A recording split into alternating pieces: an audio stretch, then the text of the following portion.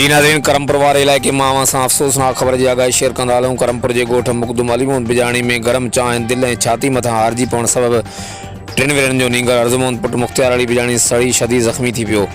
वारसनि नींगर खे इलाज लाइ करमपुर अस्पताल आंदो। नींगर ज़ख़्मनि जा सूर न सहंदे अस्पताल में फ़ौत थी वियो। वाक़ई सब घर में कोराम मची वियो जॾहिं इलाइक़े में सोग वारी सूरत हाल आहे। हर वक़्तु आगाहण लाइ ॾिसंदा रहो GTN वेब न्यूज़ करमपुर।